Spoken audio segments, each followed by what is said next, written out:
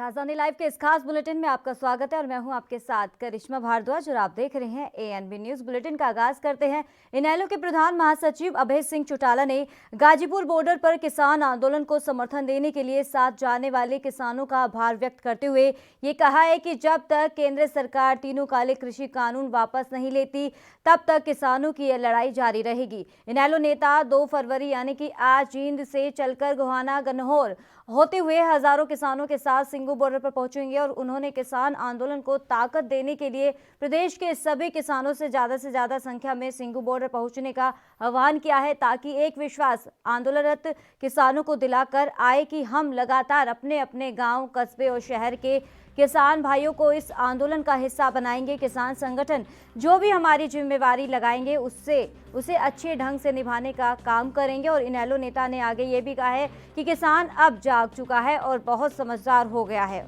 और साथ ही बीजेपी सरकार की तरफ से फैलाए गए दुष्प्रचार में फंसने वाला नहीं है। बीजेपी सरकार ने भरपूर कोशिश की कि हरियाणा और पंजाब के किसानों को आपस में मतभेद पैदा हो, लेकिन वो अपने मंसूबों में कामयाब नहीं हो पाए। बीजेपी सरकार ने किस तरह आंदोलन को खत्म करने के लिए षड्यंत्र रचे, उनके पर्दे भी अब उठ चुके हैं और एक एक चीज सामने आ गई है। उन्होंने युवाओं से भी आह्वान किया है कि केंद्र सरकार किसानों की जमीन छीनकर बड़े कारपोरेट घरानों को देना चाहती है, इसलिए यह आंदोलन हमें समझदारी और जिम्मेवारी के साथ शांतिपूर्वक ढंग से करके इस लड़ाई को जीतना है।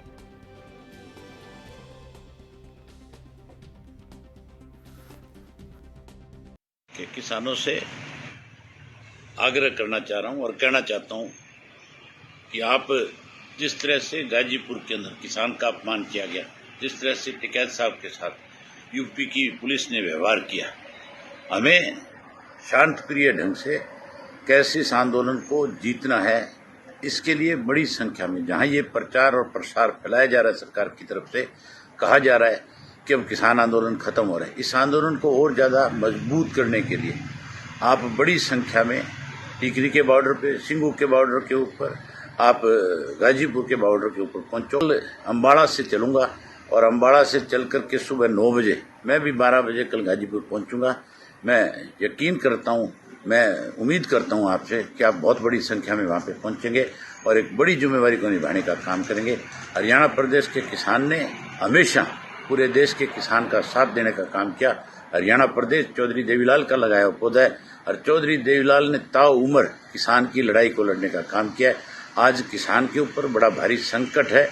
इस घड़ी में हरियाणा प्रदेश के किसानों की बहुत बड़ी जिम्मेवारी बन जाती है।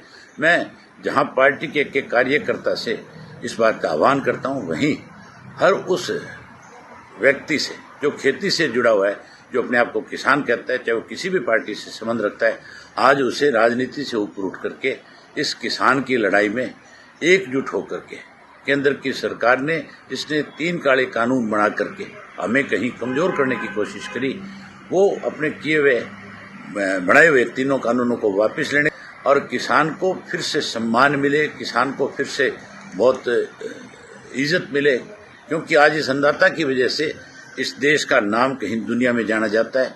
आज अगर अन्नदाता ना होता है तो फिर भारतवर्ष जो है कृषि प्रधान देश नहीं कहलाता, फिर ये देश किन्हीं और हाथों में होता। आज तो टोटल इस देश को खेती के साथ जुड़ा हुआ माना जाता है। इसलिए आज किसान की कोई अनदेखी करे, किसान के साथ कोई धोखा करे, उस लड़ाई में हमें पीछे नहीं रहना चाहिए। मैं उम्मीद करूंगा, भरोसा करूंगा सब कि बहुत बड़ी संख्या में आप पहुंचोगे और केंद्र की सरकार को इस बात के लिए मजबूर करोगे। तब तक इस आंदोलन का हिस्सा बन करके रहोगे जब तक केंद्र की सरकार अपने गलत किए हुए फैसले को वापस ना ले ले और जो किसानों के ऊपर गलत तरह से मुकदमे बनाए गए हैं, नेताओं पे जो बनाए गए, वो मुकदमे। किसानों का आंदोलन लगातार जारी है। 59वें दिन जा पहुंचा है किसानों का प्रदर्शन। इसी के चलते हर विपक्ष पार्टी किसानों के समर्थन में खड़ा हो गया है। अगर बात करें इनेलो नेता यानी कि दिग्गज नेता की अभय सिंह चौटाला, तो आज वो सिंगू बॉर्डर पहुंचेंगे और आपको बता दें कि जींद से चलकर गोहाना गन्नौर होते हुए हजारों किसानों के साथ सिंगू बॉर्डर पहुंचेंगे। किसानों के समर्थन में खड़े हैं। अपने पद से भी इस्तीफा देने के बाद अब लगातार पार्टी में भी, अब सरकार की जो पार्टी है उनमें भी दबाव बनाने की कोशिश की जा रही है विपक्ष पार्टी की। इसी के चलते अभय सिंह चौटाला ने दूसरी पार्टी से भी अपील की है, यानी कि विपक्ष पार्टी से जो भी अगर किसान खेती से ताल्लुक रखता हो तो अधिक से अधिक किसानों के समर्थन में खड़े हो और इसी के चलते आज सिंघू बॉर्डर पहुंचने वाले हैं। देखना होगा कि कितने बजे अभय सिंह चौटाला सिंघू बॉर्डर पहुंचेंगे और क्या लेके आगे की रणनीति तय की जाएगी अभय सिंह चौटाला की तरफ से। लगातार अभय सिंह चौटाला के साथ तमाम नेता हैं जो अब समर्थन में खड़े होने की कोशिश कर रहे हैं। अगर बीजेपी पार्टी की बात करें तो बीजेपी पार्टी के कई नेता भी किसानों के साथ खड़े हो चुके हैं। तो अभय सिंह चौटाला ने लोगों से अपील की है कि अधिक से अधिक इस समर्थन में शामिल हो, किसानों के साथ खड़े हों, जैसे उनके हक की लड़ाई लड़ें और उनकी जो मांग है उनको पूरी करवा सके। लगातार सरकार की तरफ भी दबाव बनाने की कोशिश की जा सके।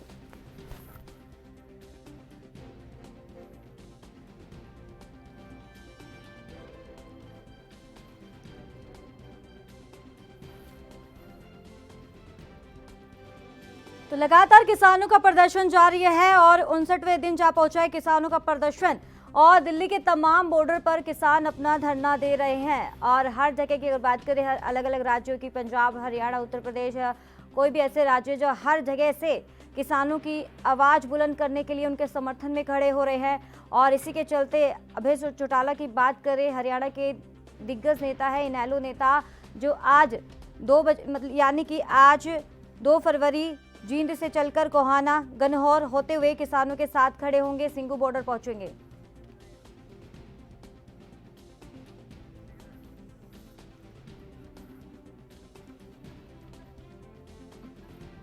तो इस पर तमाम जानकारी देने के लिए हमारे साथ संवाददाता अभिषेक जुड़ गए हैं। अभिषेक, लगातार किसानों का प्रदर्शन जारी है और इसी के चलते तमाम ऐसे नेता हैं जो विपक्ष पार्टी है, लगातार किसानों के साथ खड़ी है। अगर बात करें इनेलो नेता यानी कि अभय सिंह चौटाला की, वो आज जींद से चलकर गोहाना, गन्नौर आएंगे, गन्नौर से चलकर सीधा सिंघू बॉर्डर पहुंचेंगे। तो इसको लेकर क्या व्यवस्था की जा रही है और क्या आगे की रणनीति तय की जाएगी? अब जी बिल्कुल, देखिए अभय सिंह चौटाला के द्वारा किसान आंदोलन को समर्थन देते हुए उन्होंने अपने विधायक पद से भी इस्तीफा दे दिया था, जो कि मंजूर भी हो गया। अब वो जो उनका ये कहना था कि विधायक रहते हुए किसानों की जो हक की लड़ाई है वो नहीं लड़ी जाएगी, वो अब एक किसान के तौर पर और किसानों के साथ कंधा मिलाते हुए इस आंदोलन में शामिल होंगे और किसानों की लड़ाई लड़ने का काम करेंगे। तो उसी पर आगे बढ़ते हुए उन्होंने आज जो सुबह जो है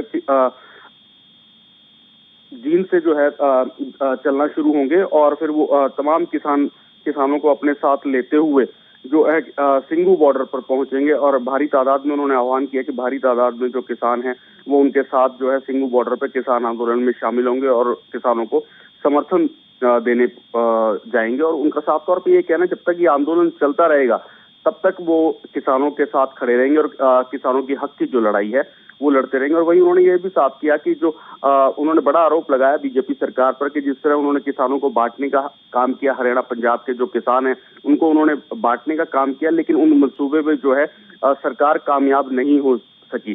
तो अब किसान समझदार हो गया है और अपने जब तक ये तीनों कृषि कानून जो है रद्द नहीं होते, वापस नहीं लेती केंद्र सरकार, तब तक वो किसानों की हक की लड़ाई लड़ेंगे। और आज से वो दोबारा से एक बार फिर से वो सुबह किसानों के बड़ी संख्या में आज सिंघू बॉर्डर पर उन्होंने पहुंचने का ऐलान किया। जी,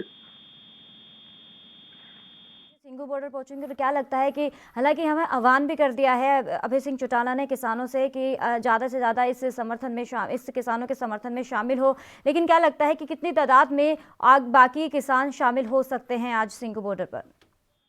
जी बिल्कुल, देखिए ये अभय सिंह चौटाला की ओर से ही ये बड़ा ऐलान किया गया कि हजारों की संख्या में वो किसानों के साथ सिंघू बॉर्डर पहुंचेंगे। और वहीं अगर प्रदेश के किसानों की बात की जाए, जो विभिन्न जिलों से जो किसानों के पहुंचने की जानकारी मिल रही है कि काफी संख्या में जो किसान हैं वो सिंघू और टिकरी बॉर्डर और जो दिल्ली के आसपास के जो बॉर्डर है उस पर अपनी हिसाब से वो अपने ट्रैक्टर ट्रॉलियों के साथ जो है पहुंचने का काम कर रहे हैं, क्योंकि खाप पंचायतों का एक बड़ा आह्वान किया गया है कि ज्यादा से ज्यादा भारी से भारी जो संख्या में किसान जो है दिल्ली बॉर्डर पर पहुंचे और इस किसान आंदोलन का हिस्सा बने।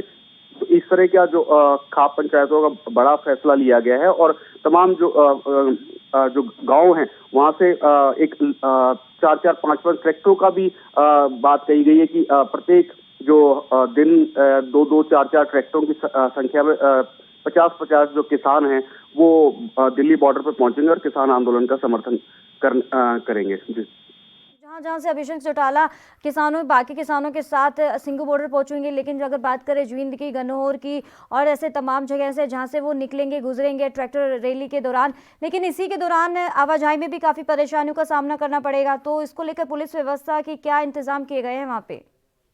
जी बिल्कुल, देखिए जब भारी संख्या में जब किसान सड़क पर होता है तो स्वाभाविक है कि जो ट्रैफिक व्यवस्था है उसमें परेशानियों का सामना करना पड़ता है। आम जनता जो है वो जो उस रोजमर्रा उस रास्ते से जो गुजरते हैं उनको थोड़ी बहुत ही परेशानी का सामना करना पड़ता है, लेकिन जनता जो है वो किसानों के साथ खड़ी है और इस तरह की कोई भी समस्या सामने आती है तो उसका किसानों के साथ होने के चलते वो उसको नजरअंदाज कर देती है। लेकिन ये पुलिस प्रशासन की ओर से किसी तरह की जो इस तरह की व्यवस्था जरूर रहेगी कि कहीं भी जो ट्रैफिक व्यवस्था वो बाध्य ना हो और जाम की स्थिति पैदा ना हो। तो इस तरह की जो है प्रशासन की ओर से व्यवस्था की गई है और जो रूट है वो भी डाइवर्ट करवाने का काम करेंगे। अगर कहीं पर भारी संख्या में किसान या ट्रैक्टर ट्रॉलीज आती है तो जो ट्रैफिक है उसको डाइवर्ट करने का भी काम किया जाएगा।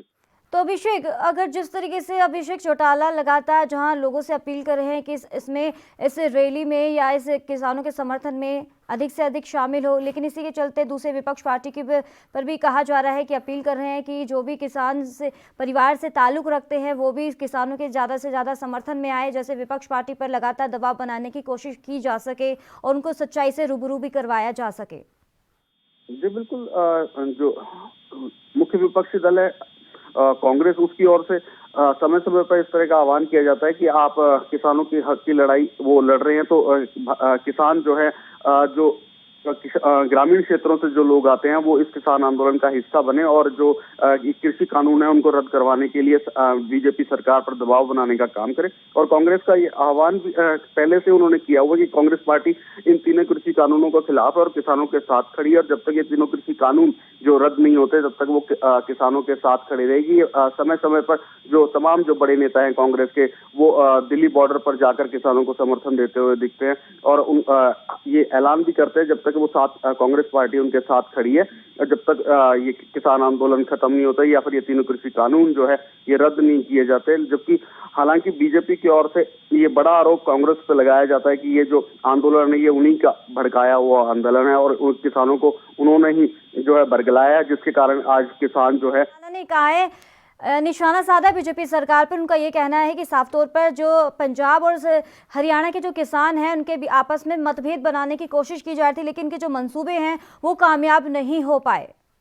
जी बिल्कुल, ये अभय चौटाला ने बीजेपी सरकार पर बड़ा आरोप लगाया है कि जो इस आंदोलन को बांटने के लिए जो बीजेपी सरकार है उसने हरियाणा और पंजाब के जो किसान है उनको बांटने का काम किया, चाहे उसमें SYL का मुद्दा लेके आए या बयानबाजी इस तरह की गई हो जिससे कि पंजाब और हरियाणा के जो किसान है आपस में बट जाए और ये आंदोलन जो है वो कमजोर हो जाए। लेकिन इस किसान आज इतना समझदार हो गया कि वो अपना भला बुरा समझने लगा, तो इसीलिए जो बीजेपी है वो अपने मंसूबे में कामयाब नहीं हो सकी। जी अब बात करें विपक्ष पार्टी की, तो जहां लगातार अभिषेक चौटाला ने अपील की है विपक्ष पार्टी की कि अगर किसानों के समर्थन में है, किसानों के साथ है, हित में है, तो उनके समर्थन में शामिल हो। और इसके चलते क्या लगता है कि आज जिस तरीके से अभिषेक चौटाला सिंघू बॉर्डर जो आएंगे किसानों के साथ, तो कौन कौन से ऐसी पार्टी शामिल हो सकती है इनके समर्थन में?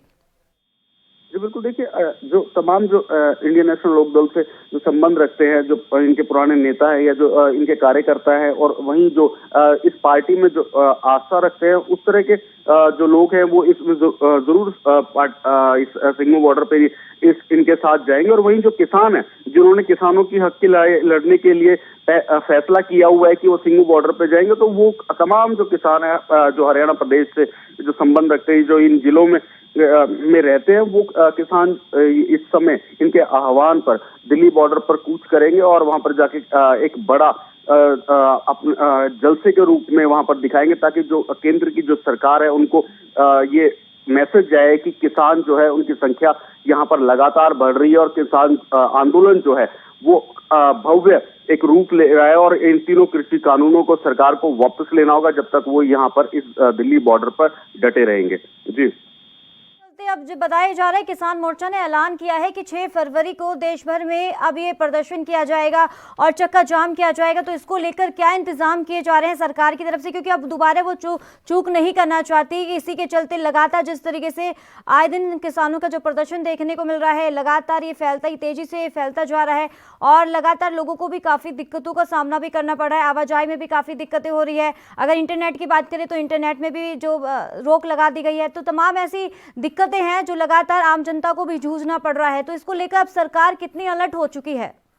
जी बिल्कुल, देखिए ये किसान यूनियनों की ओर से ये आह्वान किया गया है कि 6 फरवरी को वो चक्का जाम पूरे देश में किया जाएगा, क्योंकि जो किसान आंदोलन को खत्म करने के लिए जो वहां पर इंटरनेट जो सुविधाएं वो बंद कर दी गई हैं, उसी तरह जो पानी बिजली जो मुख्य जो रोजमर्रा की जो जरूरतें हैं उसमें जो सरकार की ओर से बाधा डाली जा रही है। तो इसको लेकर उन और जो किसानों पर जो मुकदमे दर्ज किए गए हैं या जिस तरह का किसानों को यहाँ हटाने के लिए जो सरकार या दिल्ली पुलिस की ओर से जिस तरह के हथकंडे जो अपनाए जा रहे हैं, उसको लेकर 6 जो फरवरी है उसमें पूरे देश भर में चक्का जाम किया जाएगा। ये आह्वान यूनियन किसान यूनियनों की ओर से या संगठनों की ओर से ये किया गया है। अब उसी की रूपरेखा के तहत तो आगे काम करेगी सरकारें भी जो है अपनी स्थिति स्पष्ट करेंगी और ये अपना जो व्यवस्था किस तरह की रहेगी उसके बारे में स्पष्ट करेंगे। तो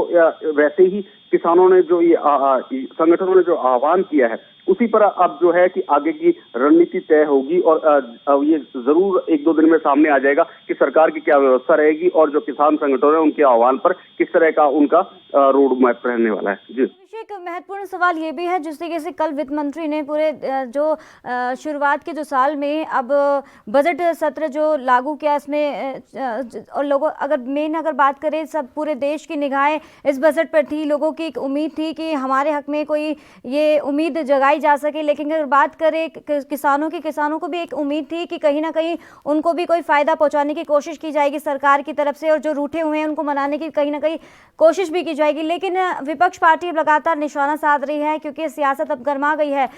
बजट सत्र को लेकर लगातार बीजेपी पर निशाना साध रहे हैं कि किसानों के हक में कोई भी ऐसा मामला नहीं आया है जो उनको संतुष्टि पहुंच सके। इसको लेकर वहां के अगर किसानों से बातचीत की तो किसानों को क्या कुछ कहना है कि कितने संतुष्ट हुए हैं कल जो बजट पेश हुआ है?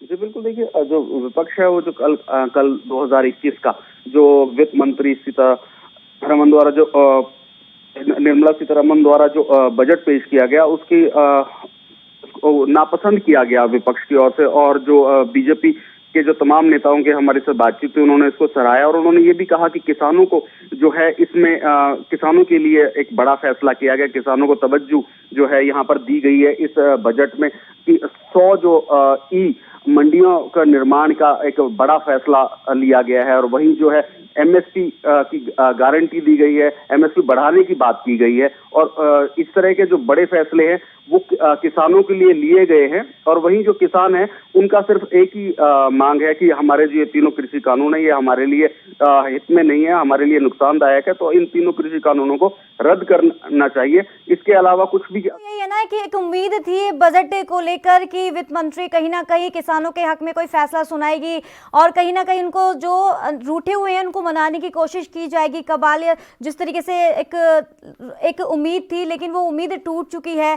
तो क्या लगता है कि अब आगे क्या होने वाला है कि लगातार अब किसानों का जो प्रदर्शन है वो तेज होता जा रहा है। 6 फरवरी की अगर बात करें तो 6 फरवरी का भी ऐलान कर दिया, पूरे देश भर में ये एक रोक लगाई जाएगी, प्रदर्शन किया जाएगा। जी बिल्कुल, देखिए अब ये जो कल का बजट था उसमें 2022 तक किसानों की जो आय है उसको बढ़ाने की बात की गई, दुगनी करने की बात की गई है। लेकिन जो इस बड़े ऐलान के बाद भी जो है किसान संतुष्ट नहीं है। उनका एक ही जो मांग है कि ये तीनों कृषि कानून जो है वो जब तक रद्द नहीं होंगे, जब तक कानून रद्द नहीं, जब तक घर वापसी नहीं, इस तरह का जो है ये जो किसान संगठन है उनके नेताओं का जो है ऐलान है कि जब तक किसान वापस नहीं जाएगा, जब तक ये जो तीनों कृषि कानून है सरकार इनको वापस या रद्द नहीं करती है। तो आगे अब यही देखना होगा कि 6 तारीख की किस तरह की किसान संगठनों की रणनीति लेगी और कितना कामयाब रहता है उनका ये जो चक्का जाम का जो कार्यक्रम है ये कितना सफल रहता है और वहीं जो है सरकार की क्या व्यवस्थाएं रहेंगी इस पर पूरे देश की नजर रहेगी। आ रही है पंजाब में आज सर्वदलीय बैठक बुलाई जाएगी। सीएम कैप्टन अमरिंदर सिंह एक सर्वदलीय बैठक करेंगे, तो क्या लगता है कि किसानों के मुद्दे पर भी चर्चा हो सकती है? बिल्कुल, जो सर्वदलीय बैठक जो किसानों की पार्टियों की जो बुलाई है, माफ कीजिएगा, ये पंजाब के मुख्यमंत्री कैप्टन अमरिंदर सिंह द्वारा, तो उसमें जरूर जो किसान इस समय जो किसान आंदोलन है एक बड़ा मुद्दा है, तो इसको लेकर जरूर इस बैठक में चर्चा होगी। और जो मुख्य जो चर्चा का विषय आज के टाइम में जो है किसान आंदोलन, चाहे वो हरियाणा की बात करें, चाहे पंजाब की बात करें, चाहे राजस्थान की, चाहे यूपी की, जो जितने भी जो राज्य हैं जहाँ पर खेत खलियान या फिर जो कृषि क्षेत्र जिसमें ज्यादा बड़ा व्यवसाय है, तो उसमें ये जरूर वो जो सारे प्रदेश है आज उनके लिए सबसे जो बड़ा जो मुद्दा है वो किसान आंदोलन या किसान ही है। जी, तो शुक्रिया अभिषेक तमाम जानकारी देने के लिए।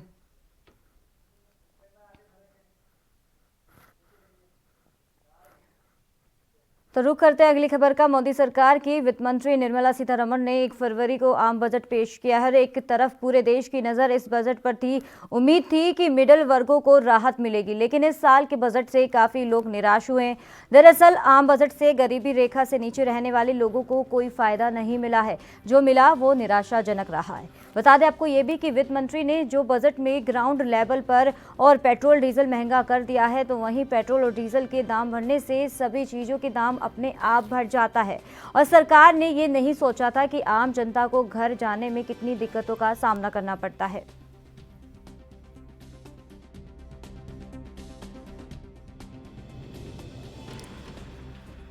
बता दें आपको कि बजट तो आया, लेकिन फिर निराशा लेकर आया है। लोगों के चेहरे पर निराशा की एक झलक देखने को मिली। जिस तरीके से आपको बता दें कि कोरोना काल से लगातार पूरा देश पिछले साल से जूझ रहा था और इसे उम्मीद थी कि बजट सत्र आएगा, बजट पेश होगा, वित्त मंत्री करेंगी और लोगों की जो उम्मीद है उस पर खरा उतरेगी सरकार, लेकिन वो उम्मीद पे खरा नहीं उतरी है। काफ़ी लोगों के चेहरे पर निराशाजनक देखने को मिली है। लोगों ने अपनी दिक्कतें बताई है। व्यापारियों को काफ़ी घाटा देखने को मिला है।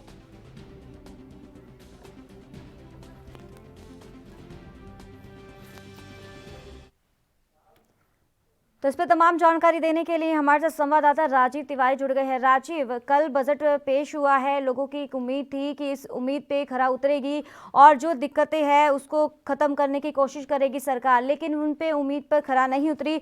अगर लोगों की बात करें तो लोगों की तरफ से क्या प्रतिक्रिया आ रही है बजट को लेकर?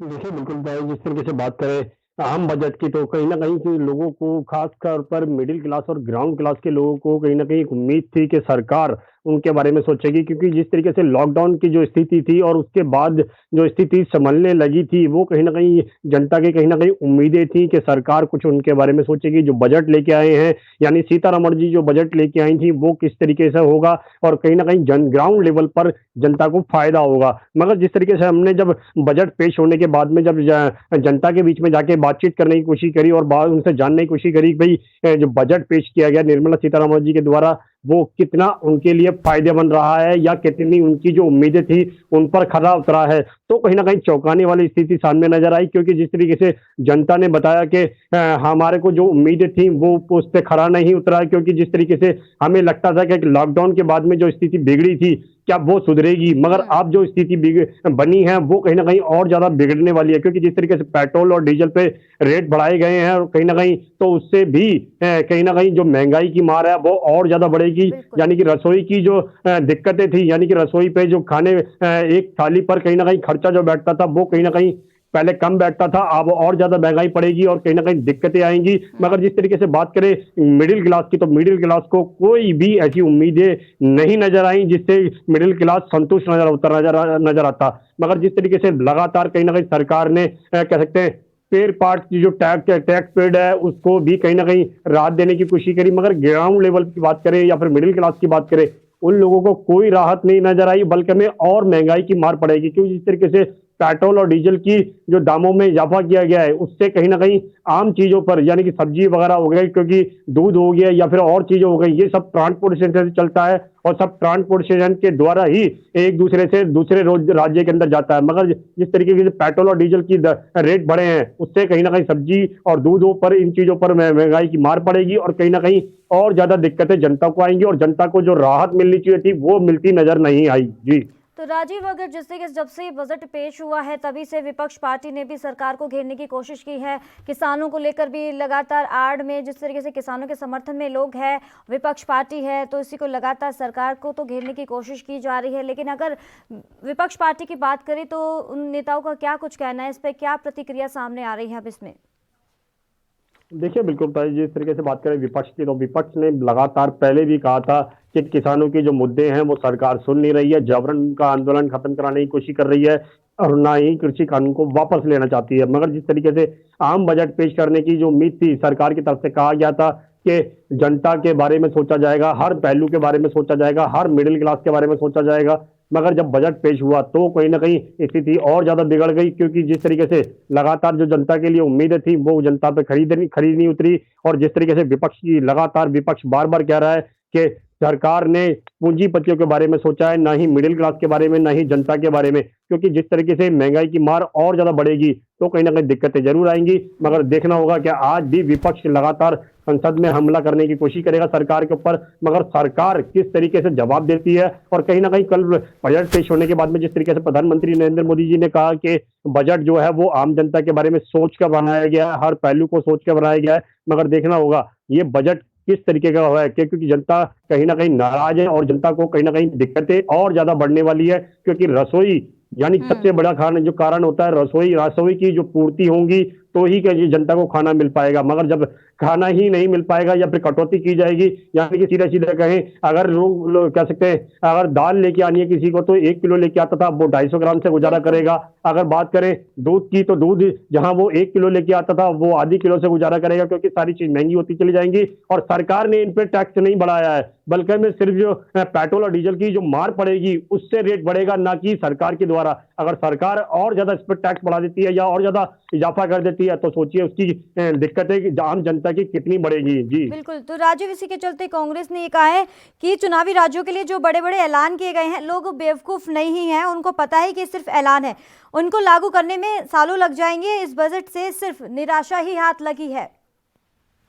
देखिए बिल्कुल सही कहा आपने, ये बजट जो पेश किया गया है ये सिर्फ 2024 को रख के पेश किया गया है, यानी कि 21 और 22 का इसमें कोई लेना देना नहीं है, सीधे 24 का जो लेना देना है वो रखा गया, यानी कि 24 तक इसकी सुविधाएं मिल पाएगी। मगर 24 से पहले 21 है, 22 है और 23 है। अगर ये 3 साल किस तरीके से मैनेज करेगा आम जनता, ये सोचने वाली बात है। और इसको लेकर कहीं ना कहीं विपक्ष ने भी कहा है कि जो जनता है वो बेवकूफ नहीं है, जनता आने वाले समय के अंदर बिल्कुल बताएगी। और कहीं ना कहीं जिस तरीके से महंगाई की मार पड़ रही है जनता के ऊपर, क्योंकि हमने लॉकडाउन के अंदर भी देखा कि लोगों ने घर बैठकर किस तरीके से अपना गुजारा किया, वो कहीं ना कहीं चौंकाने वाली स्थिति थी। और कहीं ना कहीं जो सरकार कह रही थी कि हमने इतना बजट पे इतना फंडिंग हमने जनता तक पहुंचाया, उनके अकाउंटों तक पहुंचाया, मगर उस अकाउंट मान लिया एक परिवार को अगर 5,000 रुपए एक महिला को दिए गए थे, अगर वो 5,000 रुपए की हम एवरेज माने तो पर महीने के हिसाब से 500 रुपए पड़ते हैं। और सोचिए 500 रुपए के हिसाब से क्या व्यक्ति अपना खर्च को गुजारा कर सकता है? ये बिल्कुल नहीं सोचा सरकार ने। और कहीं ना कहीं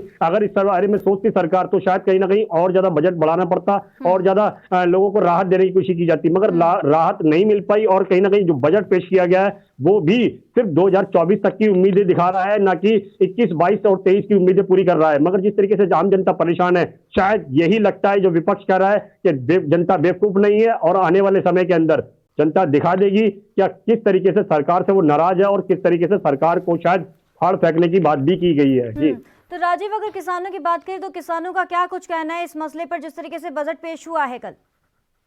देखिए बिल्कुल सही कहा आपने, जिस तरीके से बात करें बजट की तो बजट के अंदर किसानों को भी कुछ उम्मीदें थी कि आम जनता के बारे में सोचा जाएगा, किसानों के बारे में सोचा जाएगा, मगर जिस तरीके से किसानों के बारे में बिल्कुल नहीं सोचा गया। और कहीं ना कहीं पेट्रोल डीजल के दाम बढ़ेंगे, क्योंकि खेती करने के लिए भी एक ट्रैक्टर चलाना पड़ता है और ट्रैक्टर सिर्फ डीजल से चलता है। और डीजल के जब कह सकते हैं रेट बढ़ेंगे, यानी 4 रुपए डीजल पे बढ़ा दिए जाएंगे, तो सोचिए उसको कितना और ज्यादा महंगा पड़ने वाला है और कहीं ना कहीं उसकी दिक्कतें और ज्यादा बढ़ेंगी। फिर बात करें खाद की, फसलों की, बीज की, ये सारी चीजें भी ऑटोमेटिकली महंगी हो जाएंगी, क्योंकि ये सब भी ट्रांसपोर्टेशन के द्वारा ही चलता है, और ट्रांसपोर्टेशन महंगा हो जाएगा तो कहीं ना कहीं दिक्कतें फिर किसानों को भी आएगी, और किसानों ने भी कहीं ना कहीं नाराजगी जताई है, और कहीं ना कहीं दिक्कतें अब सरकार को होने वाली है, क्योंकि अगर किसान नाराज है और आम जनता नाराज है तो सोचिए उनका वोट बैंक कहां जाएगा। बिल्कुल राजीव, तो इसी के चलते किसान मोर्चा ने ऐलान किया है कि 6 फरवरी को देश भर में चक्का जाम करेंगे। क्या लगता है कि कल के बजट को लेकर किसानों में और ज्यादा गुस्सा देखने को मिल रहा है, जिसको लेकर अब एक और ऐलान कर दिया किसानों ने? देखिए बिल्कुल सही कहा आपने, जिस तरीके से बात करें किसानों की, तो किसानों ने भी 6 फरवरी के लिए पूरे देश भर में चक्का जाम करने के लिए कहा है, और कहीं ना कहीं देखना होगा ये चक्का जाम कितने बड़े तादाद के अंदर है, क्योंकि पूरे देश के अंदर ये चक्का जाम होगा और सरकार कहीं ना कहीं गिरती नजर आएगी, क्योंकि सरकार पहले भी गिरती नजर आ रही है, चाहे वो किसानों के मुद्दे से हो या फिर बजट के मुद्दे से हो या फिर पेट्रोल डीजल के दाम जो लगातार बढ़ते चले जा रहे हैं उससे हो, कहीं ना कहीं आम जनता की जो मुश्किलें हैं उससे हो, तो कहीं ना कहीं दिक्कतें जरूर बढ़ेगी सरकार की। मगर सरकार शायद अभी भी पूंजीपतियों के बारे में ही सोच रही है, क्योंकि पेट्रोल सेक्टर जो है यानी कि उनको राहत देने की कोशिश की जा रही है, या फिर कहें डीजल सेक्टर जो उनको राहत देने की कोशिश की जा रही है, या फिर सीधे सीधे कहें तो कहीं ना कहीं बड़े कॉर्पोरेट घरानों को ही फायदा देने की कोशिश की गई है। मगर जनता को कोई फायदा नजर नहीं आया इसके अंदर, क्योंकि जो बजट से उम्मीदें थी, क्योंकि जब हमने जो बजट पेश होने से पहले जो लोगों से प्रतिक्रिया जानी थी, तो कहीं ना कहीं उम्मीद थी, किसानों को भी उम्मीद थी कि बजट पेश होगा तो कहीं ना कहीं उनके बारे में सोचा जाएगा और उनको कहीं ना कहीं राहत मिलेगी, क्योंकि लॉकडाउन के चलते कहीं ना कहीं स्थिति जरूर बिगड़ी थी, उसको सुधारने के लिए जनता को राहत चाहिए थी। मगर वो बजट पेश हो रहा था, वित्त मंत्री ने पहले ऐलान कर दिया था कि इस साल का जो बजट होगा वो सबसे अलग होगा, ऐतिहासिक रहेगा और सबके हक में रहेगा, लेकिन उससे उलट ही देखने को मिला है ये बजट। देखिए बिल्कुल सही कहा आपने, ये चीज जिस तरह से निर्मला सीतारमण जी ने कहा ये बजट बिल्कुल अलग होगा, ये बिल्कुल अलग है, क्योंकि ये सिर्फ 2024 के बारे में सोचा गया है, ना कि 21, 22, 23 के बारे में सोचा गया। अगर इन 3 सालों के बारे में भी सोचा जाता तो सरकार शायद इसलिए इस समय के बारे में सोचती, और इस समय जो जनता को राहत चाहिए वो होनी चाहिए थी। मगर सरकार ने सिर्फ 2024 का एग्जाम्पल रख दिया और एकदम 2024 के लिए ही बजट बना दिया, मगर 2024 से पहले कम से कम सरकार को ये सोचना चाहिए 3 साल और है। इसलिए है ना, क्योंकि कोरोना काल था, लगातार लोगों को भी काफी दिक्कतों का सामना करना पड़ा था, व्यापारियों को भी काफी घाटा हुआ था। बात करें जो रोजगार लगातार जो नौकरी करते थे उनको भी अपनी नौकरी से हाथ धोना पड़ा, बेरोजगार हो गए। कहीं ना कहीं उम्मीद थी कि जनता को, किसानों को उनके हक में कोई ना कोई फैसला आएगा, लेकिन उससे उलट ही देखने को मिला। तो इसी के चलते अगर बात करें व्यापारियों का इस दौरान क्या कुछ कहना है, कितने संतुष्ट हैं, या क्या उम्मीद थी उनको कि ऐसा इनके हक में ये फैसला आएगा? उम्मीद जो जागी थी, लेकिन वो उम्मीद से हट के ही कुछ हुआ। देखिए बिल्कुल सही कहा आपने, यहाँ पे भी हम अपनी गौर करें, अपनी जनता को भी बताने की कोशिश करेंगे। जिस तरीके से हमने कल रिपोर्ट पेश की गई थी ये इंदरलोक इलाके के अंदर, जहाँ पर हमने छोटे व्यापारियों से जानने की कोशिश करी जो छोटे मोटे कूलर बनाते हैं या फिर छोटी मोटी फैक्ट्रियां चलाते हैं, उनसे भी जानने की कोशिश करी, तो वहाँ भाई उनको कहीं ना कहीं नाराजगी हासिल हुई, क्योंकि जिस तरीके से हमने उनके बीच में जाके उनसे जानने की कोशिश करी कि निर्मला सीतारमण जी ने बजट पेश किया है तो आप लोगों को कुछ उम्मीदें थी, क्या वो उम्मीदें आपकी पूरी हुई हैं? तो कहीं ना कहीं जो मिडिल क्लास का जो व्यापारी था वो कहीं ना कहीं नाराज होता हुआ नजर आया, क्योंकि सीधा सीधा उन्होंने कहा कि अगर इस तरीके की महंगाई बढ़ती रहेगी तो हम क्या करेंगे, सिर्फ लूटमार ही करेंगे। यहाँ तक कि एक व्यक्ति ने यह भी कहा कि हम सिर्फ लूटमार करने के अलावा अपने बच्चों को रोटी कैसे खिलाएंगे, या फिर एक दूसरे को चाकू मारेंगे, छीने झपटी करेंगे। इसके लिए कहीं ना कहीं हमें अपने बच्चों की रोटी तो चाहिए, कहीं ना कहीं सरकार उसके बारे में नहीं सोच रही है, तो हमें तो कहीं ना कहीं कुछ ना कुछ इंतजाम करना पड़ेगा। उसके लिए कहीं ना कहीं हमें छीने झपटी करनी पड़ेगी, और कहीं ना कहीं जो लॉकडाउन के चलते जो स्थिति बिगड़ी थी उसको सुधारने की जगह पर सरकार ने उल्टा और महंगाई कर दी, क्योंकि पेट्रोल डीजल के दाम बढ़ गए तो ऑटोमेटिकली सब चीजों पे दाम अपना बढ़ जाएंगे, और कहीं ना कहीं जनता को राजीव अगर बात करें कोरोना वैक्सीन की, जिस तरीके से बताया जा रहा है कि 100 देशों में कोरोना वैक्सीन सप्लाई की जाएगी बाहर विदेशों में, लेकिन क्या लगता है कि विदेशों की जगह अब विदेशों में ज्यादा ध्यान दिया गया है, अपने देश में जहां लोगों को काफी दिक्कतें आ रही है उन पे ध्यान ना देके बाहर के विदेशों में ज्यादा गौर किया जा रहा है? देखिए यहाँ पर दो चीज के पहलू हैं, दो चीज पे गौर करनी पड़ेगी। सरकार ने बेशक विदेशों के लिए गौर किया है, चाहे वो वैक्सीन भेजने का तरीका हो या फिर कहीं और। अगर वैक्सीन भेजते हैं तब भी डॉलर के हिसाब से यानी करेंसी आएगी, और वो डॉलर के जो हिसाब से करेंसी होगी वो जनता के लिए यूज होनी चाहिए थी, मगर यहाँ भी कोई बेनिफिट नजर नहीं आया जनता को। और जिस तरीके से बात करें कोरोना काल की, जो जनता को इस बजट से भी कोई फायदा नहीं नजर आया, और ना ही कह सकते हैं लॉकडाउन के अंदर कोई जनता सरकार से कोई फायदा नजर आया। मगर जिस तरीके से परेशानियां जनता की बढ़ी हैं तो कहीं ना कहीं सरकार को भी मुश्किलें बढ़ने वाली हैं। बिल्कुल, बहुत बहुत शुक्रिया राजीव तिवारी तमाम जानकारी देने के लिए। तो रुक करते हैं अगली खबर का। वित्त मंत्री निर्मला सीतारमण ने 1 फरवरी को देश का बजट पेश कर दिया है। तो वहीं देश का बजट पेश होने के बाद अलग अलग तरह की प्रतिक्रिया सामने आने लग गई है। कोई इस आम बजट तो इससे खुश है तो कोई इसे खास बता रहा है। दरअसल वित्त मंत्री निर्मला सीतारमण इस बजट को ऐतिहासिक बजट करार दिया है। और तो वहीं लोगों की इस बजट पर मिली जुली प्रतिक्रिया है। तो कांग्रेस ने केंद्रीय बजट 2021-2022 को घोर निराशाजनक और दिशाहीन बताया है। कांग्रेस ने बजट में ये कहा है कि बजट में राजकोषीय घाटा 6.8% लक्षित किया है, तो जिससे पूरी दुनिया में गलत संदेश गया है। इससे विदेशी निवेश पर विपरीत प्रभाव पड़ेगा।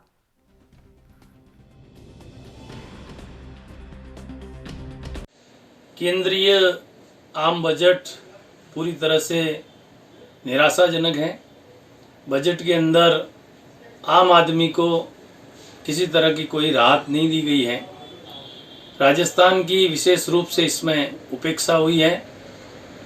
हमें बहुत दुख के साथ कहना पड़ता है कि जिस राजस्थान ने मोदी सरकार को 25 के 25 सांसद दिए, उस राजस्थान की इस तरह से उपेक्षा करना प्रदेश की जनता के साथ में पूरी तरह से अन्याय है।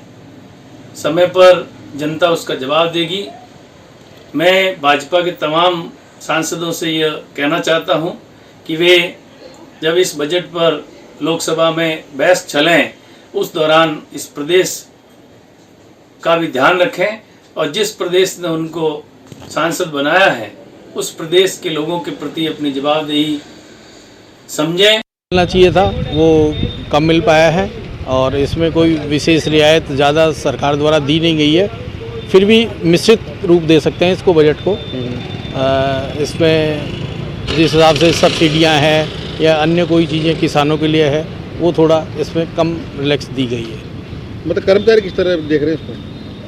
कर्मचारी इसमें कोई ज़्यादा अच्छा महसूस नहीं कर रहे। उनके हित को ज़्यादा सरकार ने ज़्यादा ध्यान नहीं। सीतारमण जी ने जो आम बजट पेश किया, वो बजट आम है पर ख़ास नहीं है। व्यापारी के लिए इसमें कोई राहत प्रदान नहीं की गई है और कोविड-19 को देखते हुए जो 10 महीने से व्यापार के स्ट्रगल कर रहा था, उस हिसाब से जो राहत व्यापारियों को मिलनी चाहिए थी, वो राहत इस बजट में कहीं दिखाई नहीं दी की घोषणा की है, जिसको लेकर कांग्रेस ने बिल्कुल धावा बोल दिया है। कांग्रेस ने इस बजट को बताया है कि ये जनता का बजट नहीं है। जो उम्मीद लेके बैठे थे आम जनता, उसको निराश किया है। मोबाइल से लेकर शिक्षा से जुड़े सभी क्षेत्रों पर निराशा ही निराशा है और कांग्रेस ने बिल्कुल इस पर हल्ला बोल दिया है। हम अभी बात करते हैं। सर, आपका नाम बताएं। मैं महेंद्र मेवाड़ा, सभापति नगर परिषद सिरोही। मैं आपको ये बताना चाहता हूँ कि आज जो अपने वित्त मंत्री सीतारमण जी ने जो बजट दिया है, ये आम जनता के हित में नहीं है। क्योंकि चांदी अगर मान लो थोड़ी बहुत सस्ती की, तो चांदी किसी आम आदमी के लिए काम नहीं आती है। आज की तारीख में एंड्रॉयड मोबाइल, जो कि हर शिक्षा में बच्चों के सिस्टम पे काम आता है, उसको आप महंगा कर रहे हो। और ये किसानों ने जो धरना दिया, करीब 2 महीने से यानी भूख पैसे क्या सर्दी में बैठे हैं, बरसात में बैठे हैं, आप इसकी तरफ बिल्कुल ध्यान नहीं दे रहे हो। यानी हर चीज़ को आपको उद्योगपतियों को यानी फायदा पहुंचाने की कोशिश करते हो, ये बहुत ही गलत है। आम आदमी के लिए काम आना चाहिए। गरीब आदमी है, किसान अन्नदाता है, पूरे साल बड़ी तकलीफ से बड़े मेहनत करके अगर मान लो कोई धान उगाता है, उसकी धान की सही कीमत नहीं मिले, ये बहुत ही उनके गला घोटने वाली बात है। बिल्कुल, इस बजट को लेकर बीजेपी ने कहा है कि ये तो आम जनता के हित में है। पता है कैसे आम जनता के हित में है? आम जनता के लिए तो होता है कि हर चीज दाना पानी सस्ता करो, जिनका आम आदमी काम चाहिए, खाने पीने कपड़े की वस्तुएं होनी चाहिए, जो आम आदमी की चीजें यूज की, वो अगर सस्ती हो तो आम आदमी का बजट कहलाएगा। नहीं तो इससे तो उद्योगपतियों के बजट का काम किया उन्होंने। और जो उम्मीद लेके बैठे थे किसान, जो इसमें कोई किसानों के लिए खास निकला नहीं और किसान आज भी निराश और धरने पे बैठे हैं, उसके लिए आप क्या कहना चाहेंगे? आज 2 महीने से किसान इस ढंग से बैठे हैं, किसी भी आदमी का मन पसीज सकता है। पर इन्होंने ये सोचा प्रधानमंत्री जी ने कि मैं मेरी बात से कैसे पीछे हटूं। पर इसमें अगर मान लो कमिटमेंट कैंसिल भी कर दे तो ये किसी के अपने आपकी शान खराब नहीं होगी। बेचारा किसान 2 महीने से बैठा हुआ है। अगर मान लो आपके ऐसा कुछ हो रहा है तो क्या सोचेंगे? बिल्कुल, मैं आपको बताना चाहूंगा कि बिल्कुल इस बजट को लेकर कांग्रेस ने हल्ला बोल दिया है कि जो बजट लॉकडाउन से लेकर जो प्रधानमंत्री ने लॉकडाउन किया था, जिसको आम जनता उम्मीद लेके बैठी थी कि इस आम बजट से कुछ ना कुछ आम जनता के लिए निकलेगा, लेकिन कांग्रेस से लेकर आम जनता भी इसको तख्ता बता रही है।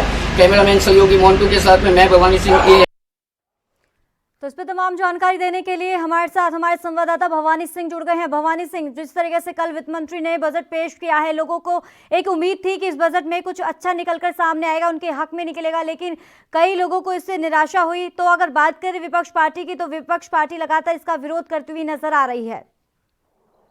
बिल्कुल करिश्मा, मैं आपको बताना चाहूंगा कि इस वित्त मंत्री द्वारा जो बजट जारी था, जो जारी किया गया है केंद्रीय बजट, जिस पर काफी उम्मीद थी, काफी आम आदमी से लेकर राजनीतिक पार्टी बिल्कुल इस पर फोकस बनाए रखी थी कि कुछ ना कुछ केंद्र सरकार के पिटारे से निकलेगा, लेकिन आम आदमियों के लिए इससे कुछ नहीं निकला है। आम आदमी भी निराश है और कांग्रेस ने बिल्कुल इन पे सवाल खड़े कर दिए बजट को लेकर। और राजस्थान की बात करें तो राजस्थान में सबसे ज्यादा अपने लॉकडाउन के समय में रोजगार दिया गया था, मनरेगा की लोगों को ये उम्मीद थी कि हमारे को रोजगार मिल रहा है 100 दिन का, उसको 150 दिन किया जाएगा, लेकिन वो भी केंद्रीय मंत्री ने द्वारा बजट के अंदर नरेगा का कई नामों निशान नहीं था। रही दूसरी बात पेट्रोल डीजल को लेकर मध्य वर्ग के लोगों को काफी इसमें बजट पे निराशा हुई है और कांग्रेस ने बिल्कुल ही इस पर दावा बोल दिया है, क्योंकि उन्होंने कहा कि जो ये आम बजट आया है वो आम जनता को देखकर नहीं किया गया है और बिल्कुल अपने आने वाले विधानसभा चुनाव को देखकर 2024 को देखकर ये बजट जारी किया गया है। जी करिश्मा। तो जिस तरीके से ये भी बताया जा रहा है भवानी सिंह, जहां किसानों को एक उम्मीद थी कि जहां पिछले 2 महीने से ज़्यादा का समय हो गया है, किसान प्रदर्शन कर रहे हैं दिल्ली के तमाम बॉर्डर पर, लेकिन एक उम्मीद थी कि इस बजट में कुछ उनके हक में आएगा, उनको कोई फैसला सुनाया जाएगा सरकार की तरफ से, लेकिन उसकी तरफ से भी कोई फैसला सामने नहीं आया। लेकिन विपक्ष पार्टी की तरफ से साफ तौर पर कहना है कि उम्मीद थी कि किसानों के हक में कहीं ना कहीं तो फैसला लिया जाएगा, लेकिन सरकार ने इनकी तरफ कोई ध्यान नहीं दिया। वो हमारे देश के अन्नदाता हैं, वो सरकार लगातार इनका गला घोट रही है। बिल्कुल करिश्मा, मैं आपको बताना चाहूंगा इस केंद्रीय बजट को लेकर किसानों को भी उम्मीद जगी हुई थी कि कहीं ना कहीं जो धरना चल रहा है उसको लेकर हमारे किसानों के हित में कोई बजट होगा, लेकिन वो उम्मीदों पे पानी फिरा और बिल्कुल इस बजट में किसानों के लिए कुछ नहीं निकला। और रही दूसरी बात, अपने फरवरी को ये चक्का जाम का जो चल रहा है उसको लेकर किसान बिल्कुल सरकार को घेरने के लिए पूरे भारत में चक्का जाम का कार्यक्रम चलाएगी। और रही दूसरी बात कि जो केंद्रीय बजट निकला है उसको लेकर किसानों के हित में कोई सरकार ने कोई फैसला नहीं लिया और 2 महीने से किसान वहां पर अपने अन्नदाता वहां बैठे हैं धरने पर, लेकिन किसान ने उनके हक में कोई फैसला नहीं लिया। चलिए, बहुत बहुत शुक्रिया भवानी सिंह तमाम जानकारी देने के लिए। तो रुक करते हैं अगली खबर का। वित्त मंत्री निर्मला सीतारमण के बजट पर जहां बीजेपी कसीदे पढ़ती नजर आई, तो वहीं कांग्रेस ने बजट को फीका बताया। बीजेपी प्रवक्ता नरेंद्र शिवजी पटेल ने बजट को देश हित में बताते हुए लाभकारी बजट बताया। तो वहीं पूर्व जनसंपर्क मंत्री पूर्व मंत्री पीसी शर्मा ने ANB न्यूज से बजट को लेकर खास बातचीत की, जिसमें उन्होंने कहा कि बजट को पुरानी बोतल में नई शराब के मुहावरे से संबोधित करते हुए बताया है कि मोबाइल पर कस्टम ड्यूटी बढ़ा दी गई है। लोगों को राहत जब मिलती तब पेट्रोल डीजल के दाम कम होते। किसानों के लिए कोई राहत नहीं है, कृषि के लिए राहत होती तो इंडस्ट्री की हालत ठीक होती। साथ ही उन्होंने ये भी कहा कि इस बजट से घरेलू महिला की कमर टूट गई है।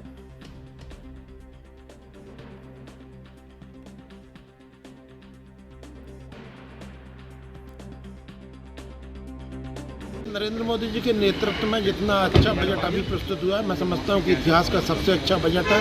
नरेंद्र मोदी जी के शासनकाल में जो पूर्व में 6 बजट आए हैं उनसे और बेहतर बनाने की उसको प्रयास किया गया है। जिस तरह से अवसंरचना की बात की गई है, स्वास्थ्य की बात की गई है, शिक्षा के लिए प्रावधान किए गए, तो मैं समझता हूँ कि नरेंद्र मोदी जी की सरकार ने जो आम नागरिक की चिंता की है इस बजट में, तो जिस तरह से स्वास्थ्य के लिए पहले केवल 93,000 करोड़ रुपए खर्च होता था, जो आपको लगभग 2.3 लाख करोड़ रुपया खर्च होगा, जिसमें 137% वृद्धि हुई है। इन्हें 2.5 गुना बजट में वृद्धि स्वास्थ्य में हुई है। मैं समझता हूँ कि इस तरह से आम नागरिक को इसका लाभ मिलने वाला है। कोविड-19 वैक्सीन के लिए 35,000 करोड़ रुपए का प्रावधान किया गया है, तो जिससे लगता है कि लगभग देश के प्रत्येक नागरिक को मुफ्त में वैक्सीन प्राप्त हो जाएगी, ऐसा प्रतीत हो रहा है।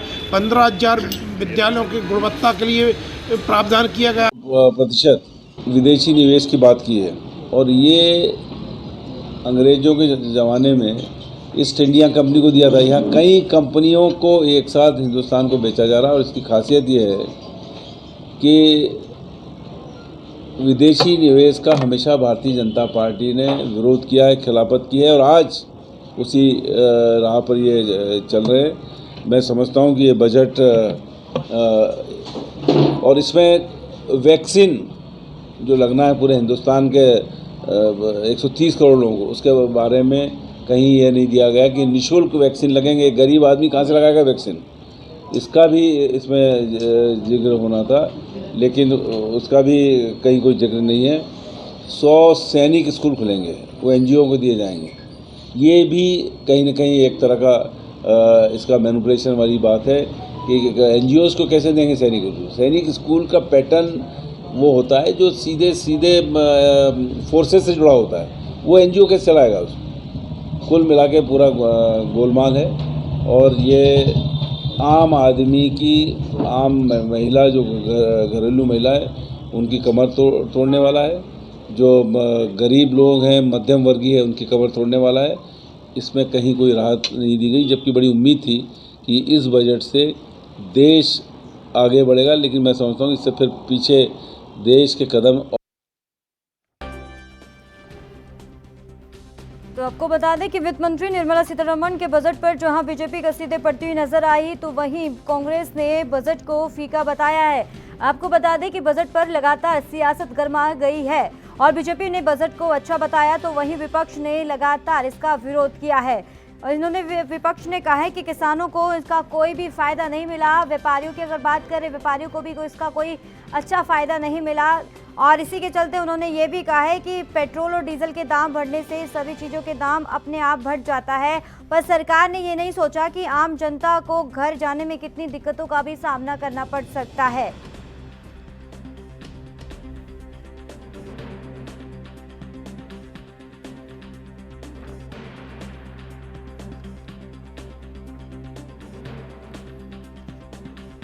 तो MP के भोपाल से खबर है जहां किसानों को कोई फायदा नहीं मिला। विपक्ष पार्टी कह रही है बजट पेश होते के साथ ही लगातार इस पे सियासत गरमाती हुई नजर आ रही है। बीजेपी को लगातार घेरती हुई नजर आ रही है विपक्ष पार्टी।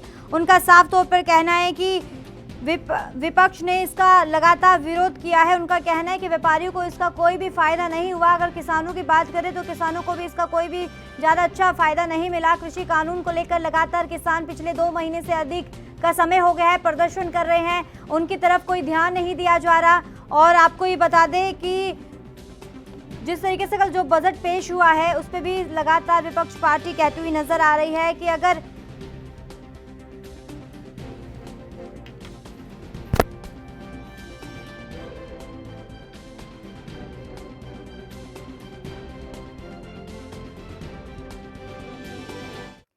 तो इस पर तमाम जानकारी देने के लिए हमारे साथ संवाददाता शैलेंद्र जुड़ गए हैं। शैलेंद्र, कल वित्त मंत्री ने बजट पेश किया है, पूरे देश की निगाह थी, लोगों को उम्मीद थी कि उनके हक में ये बजट होगा और उनको कहीं ना कहीं फ़ायदा होगा, लेकिन उनसे हटके ही देखने को मिला। और इसी के चलते अब जहां से बजट पेश हुआ है तो वहीं पर सियासी घमासान भी शुरू हो गया है। एक तरफ बीजेपी इसको अच्छा बता रही है तो दूसरी तरफ लगातार विपक्ष पार्टी इसका विरोध करती हुई नजर आ रही है। तो अगर मध्य प्रदेश की बात करें तो मध्य प्रदेश में किस तरीके से हालात देखने को मिल रहे हैं? जरूर कर बता दूं कि मध्य प्रदेश में कोई बजट के लिए कोई एक बड़ी सौगात ना मिलने के चलते युवाओं और जो एम्प्लॉय कर्मचारी है कंपनियों के तमाम और उन लोगों में निराशा देखने को मिली। तो कई उद्योग धंधों पे व्यापारियों से बात की तो उनको भी कहीं ना कहीं एक समर्थन ना दिखते हुए निराशा ही सामने। लेकिन वहीं अगर बीजेपी की हम बात में करें तो यहाँ पे बीजेपी को लगातार बजट को लेकर कसीदे पड़ते नजर आ रहे हैं और ये विकास के जो दावे इस बजट में किए जा रहे हैं उसको कहीं ना कहीं देखने में ये भी आता है कि उनकी नजर में बजट बहुत अच्छा है। वहीं कांग्रेस ने इसको कई संज्ञान और मुहावरों से भी इसको नवाजा है और बजट को फीका बजट बताते हुए यहाँ पर बात की है। चलिए, बहुत बहुत शुक्रिया तमाम जानकारी देने के लिए। तो रुक करते हैं अगली खबर का। मुंबई में पुलिस को एक बड़ी कामयाबी हाथ लगी है, जहां पुलिस की एंटी नारकोटिक सेल ने एक ऐसे ड्रग्स पेडलर को गिरफ्तार किया है जो शॉर्टकट तरीके से अमीर बनने की चाह ने उसे ड्रग्स तस्कर बना दिया, जिसके बाद ड्रग्स तस्कर ने खार इलाके में किराए के कमरे पर रहकर नशे के शौकीन करोड़पतियों को ड्रग्स की आपूर्ति करने लगा था। तो वही सूचना मिलते ही पुलिस ने इस तस्कर को गिरफ्तार कर लिया है और इसके कब्जे से 42 लाख की हाई क्वालिटी की मानी जाने वाली मनाली चरस और विदेशी गांजा बरामद किया है और आगे की कार्रवाई में पुलिस जुट गई है।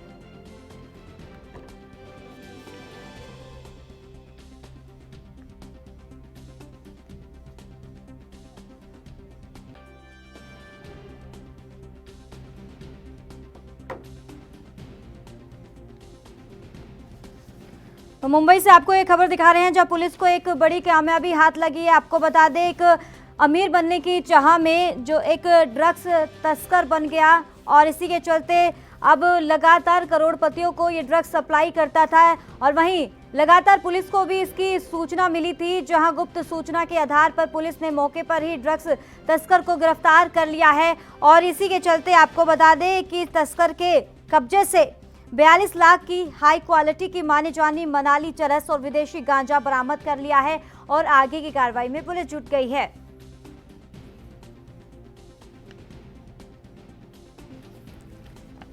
तो मुंबई से खबर है आपके टीवी स्क्रीन पर, जहां मुंबई पुलिस को एक बड़ी कामयाबी हाथ लगी है। आपको बता दें कि पुलिस की एएनसी ने एक ऐसे ड्रग्स पेडलर को गिरफ्तार कर लिया है जो शॉर्टकट तरीके से अमीर बनने की चाह कर रहा था और इस चाह ने उसे ड्रग्स तस्कर बना दिया, जिसके बाद तस्कर ने खार इलाके में किराए के कमरे पर रहकर नशे के शौकीन करोड़पतियों को ड्रग्स की आपूर्ति करने लगा था, सप्लाई करता था और हालांकि गुप्त सूचना के आधार पर पुलिस ने इसकी कार्रवाई भी करनी शुरू कर दिया है। गिरफ्तार कर लिया है इसको तस्कर को और इसी के कब्जे से 42 लाख की हाई क्वालिटी की माने जाने वाली चरस और विदेशी गांजा भी बरामद कर लिया है और आगे की पूछताछ भी लगातार पुलिस कर रही है कि आगे कितने लोगों को ये सप्लाई करता था गांजा और कितने समय से ये गांजे की तस्करी करता था।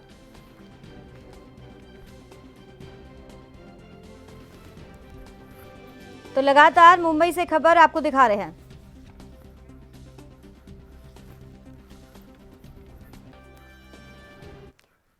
तो इस पर तमाम जानकारी देने के लिए हमारे साथ संवाददाता मुंबई से सत्य प्रकाश जुड़ गए हैं। सत्य प्रकाश, बड़ी खबर है जहां पुलिस को एक बड़ी कामयाबी हाथ लगी है, जहां ड्रग्स तस्कर को गिरफ्तार कर लिया है। क्या कुछ अपडेट मिल रही है अभी इसी दौरान?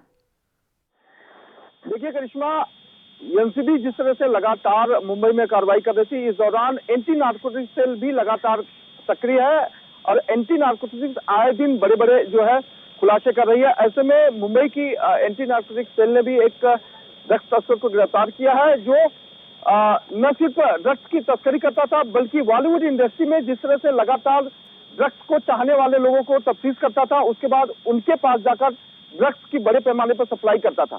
जी सत्य प्रकाश, अब क्या कुछ इन्फॉर्मेशन मिल रही है, क्या अपडेट मिल रही है कि कितने समय से ड्रग्स तस्करी की जो काम जो करता था, ये काम तस्करी का, वो कितने समय से करता था?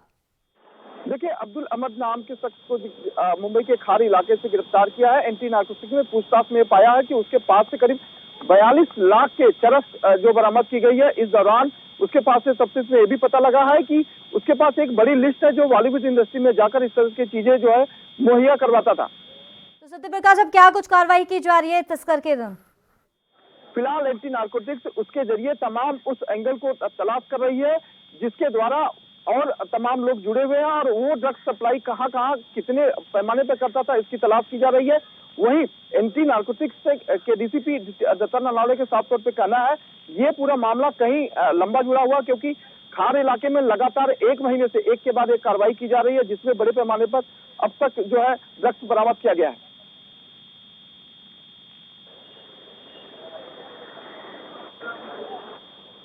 बहुत बहुत शुक्रिया सत्य प्रकाश तमाम जानकारी देने के लिए। तो रुक करते अगली खबर का। खबर छत्तीसगढ़ के सुकमा से है, जहां मुख्यमंत्री भूपेश बघेल ने लोगों को लगभग 225 करोड़ रुपए के विकास कार्यों की सौगात दी है।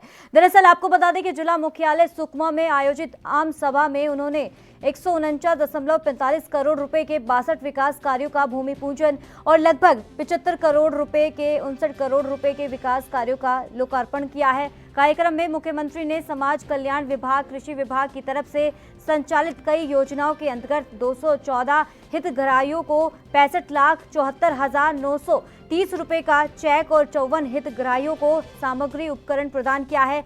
उन्होंने इस मौके पर सहजता से स्वास्थ्य सुविधाएं पहुंचाने के लिए 50 स्कूटी और 2 एम्बुलेंस भी प्रदान की है।